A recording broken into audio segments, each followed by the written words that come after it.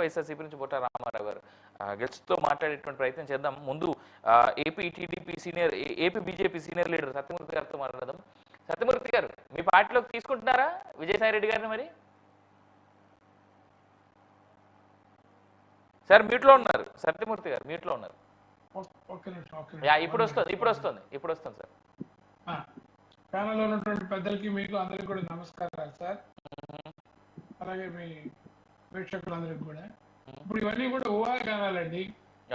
మనం విధంగా ఈ స్టేట్మెంట్ అనేది చూడలేదు. ఇప్పుడు పార్టీలోకి ఎవరికైనా సరే ఆహ్వానం ఉంటుంది. ఒక రాజకీయ పార్టీగా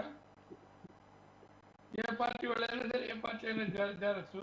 కాబట్టి దానిలో ఏ రకమైనటువంటి ఇబ్బంది ఉంటుందని నేను అనుకోవట్లేదు. కాకపోతే ఇప్పటి వరకు కూడా ఈ విధంగా ఆయన చెప్పలేదు, ఎవరు కూడా మీరు ఈ పలానా పార్టీలో చేరుతున్నారు ఇవన్నీ కూడా మీడియా యొక్క ఊహాగానాలు తప్ప వాటిని బేస్ చేసుకుని మనం మాట్లాడితే దానికి పెద్ద శాంతిటీ ఉండదని నా అభిప్రాయం సార్.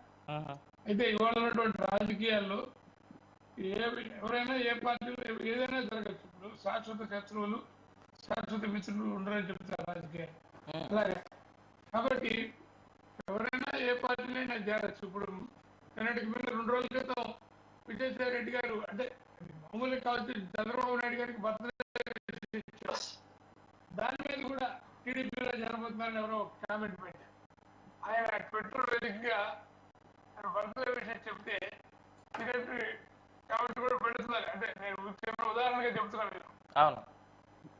కాబట్టి ఏదైనా జరగచ్చండి. ఏది జరిగినా మనం ఆశ్చర్యపోవాల్సిన అవసరం లేదు. ప్రతి ఒక్క పౌరుడికి కూడా విజయసాయి రెడ్డి గారు గతంలో చెప్పుండొచ్చు, రాజకీయ సన్యాసం ఆయన అభిప్రాయాలు మార్చుకునేటువంటి ఒక హక్కు ఆయనకు ఉంటుంది, పరిస్థితులను బట్టి అవసరాలను బట్టి కూడా. కాబట్టి వీటన్నిటిని కూడా మనం అంటే ఏదైనా ఒక విధంగా తేలితే దాని గురించి ఏదైనా మనం మాట్లాడుకున్నా కూడా బాగుంటుంది. అంటే ఒకప్పుడు ఇక్కడ అంటే జస్ట్ ఊహాగానాలే సార్. ప్రస్తుతానికైతే ఆయన చాలా క్లియర్గా చెప్పినటువంటి స్టేట్మెంట్స్ ఏంటంటే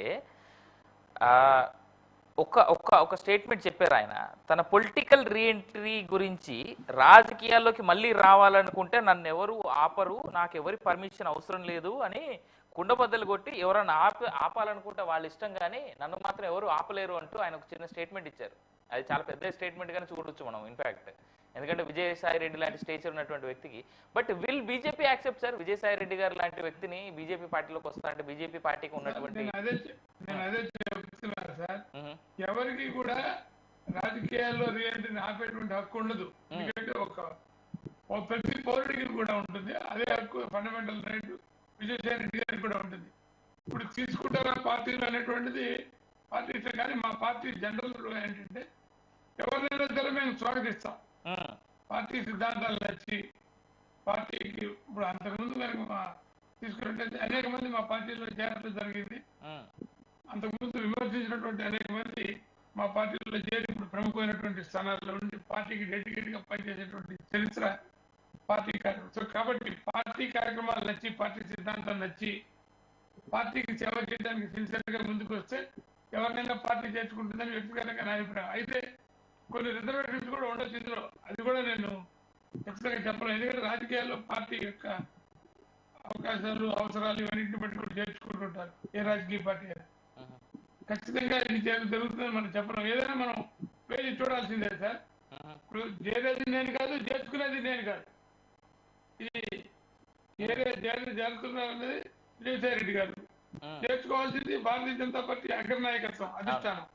కాబట్టి వాళ్ళ నిర్ణయాన్ని గురించి నేను కామెంట్ చేసేటువంటి సాహసం అయితే నేను చేయను sir. Right, I will come back to you sir. ఒకసారి లక్ష్మణ్ గారి దగ్గరికి వెళ్దాం. లక్ష్మణ్ గారు, విజయసాయి రెడ్డి గారు